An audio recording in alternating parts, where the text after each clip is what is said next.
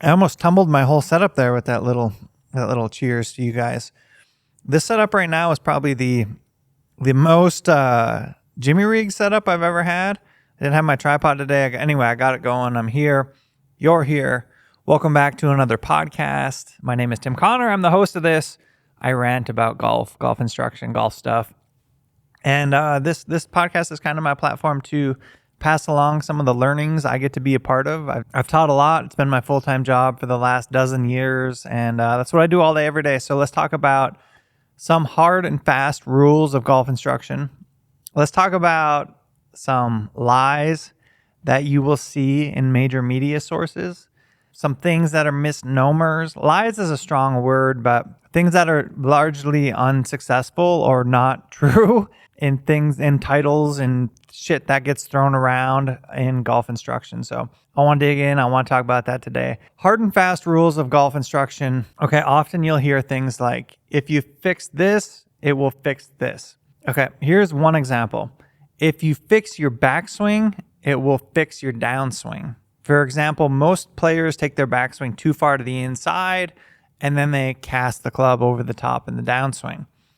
And there's a common theme or thing that gets said that's, hey, if you make your backswing more vertical, it will actually fix your downswing. And I find that to be largely false. It doesn't work that way. Actually, the way you move your backswing tends to be the way you will influence your downswing. So if you fix your backswing alone or make it steeper, it will tend to make your downswing steeper. Now, there is a caveat to this, and this caveat is the better players. Players that tend to be single-digit handicaps, really good ball strikers, somebody who already has a feel for the golf club.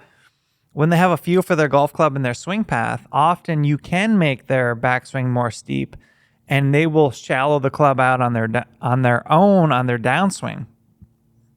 But that doesn't tend to happen for your typical amateur golfer, your 20, 30, 15 handicap. In fact, the opposite tends to happen. So I think the thing that you can take away from this is take your advice with a grain of salt wherever it's coming from. It's nice if you can have consistency in where your advice comes from. And the thing you can do to just make sure you're not guessing is have evidence to what you got going on. Use video, use a launch monitor, use a swing coach, and don't guess. Now, all of those things you could say cost some money. It costs money to get a launch monitor. It costs money to get a swing coach. It costs money to get a phone. But you know what? Most of you have a phone in your pocket right now that can shoot slow motion. And if you can do that, you can accurately get yourself some data on what you're doing with your golf swing. Now, one trick to, if you are going to film yourself, is we want consistent camera angles. Generally speaking, your hands in the middle of the frame. So where my hand is on this camera, in the middle of the frame, you want your hands lined up in the middle of that frame. And we're going to use typically front and side views with the camera about hand height. Be consistent with your camera angles because that definitely skews what you can see. Okay, here's another one that really grinds my gears. Maybe this is just an episode of Rants with Tim. Opening your club face will help you with closing your club face. That's false. That's so false. And no person's logic would tell you otherwise. Oh, if we open the club face, it's actually going to make it easier to close it. You're just getting further away from where you want to be. So why would you want to do that? It's like, would you ever walk downhill to go uphill? It doesn't make any sense. There are maybe very few examples of when a player opens their face, maybe they feel their face rotating in more and maybe they shut it, but that is largely not true at all. If you want to get your club face more closed, you should close your club face more so you don't have to rotate it as much to get it as closed as you want it to be. My program, if I got someone who was really struggling with an open club face, is close it in the takeaway, close it at the top of their backswing, close it in the downswing, and close it in the follow-through. At what point? I didn't hear anything talk about opening the club face because it just doesn't work for most people. It's largely, I don't know where that comes from. Okay? Here's another one.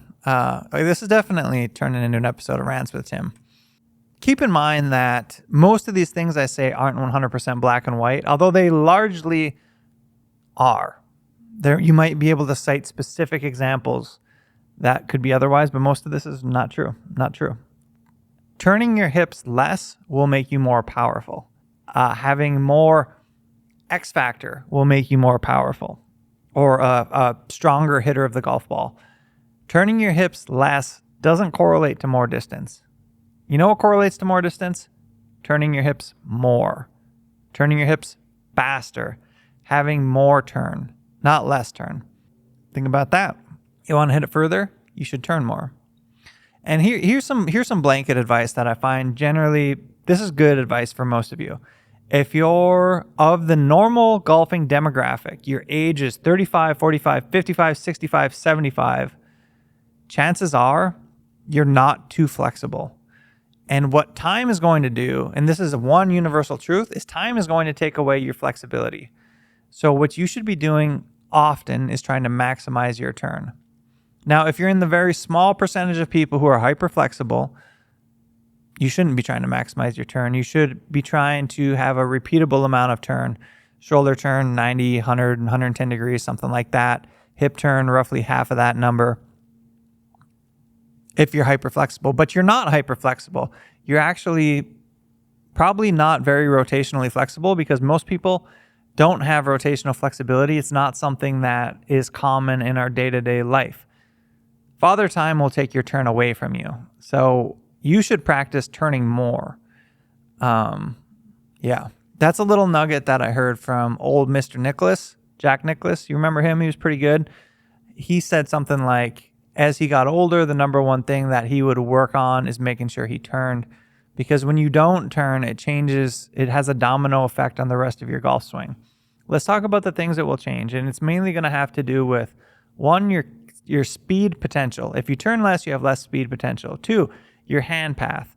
So if you turn less, your hands are going to be higher or less behind you, and then if your hands are less behind you, you have to work harder to get your hands behind you in the downswing to get a swing that's on plane.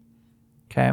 All things left the same. If you turn less, your hands have less depth, and then you have to change your downswing sequence to get your swing on plane, which requires dropping your hands more behind you, flattening the shaft of the club more.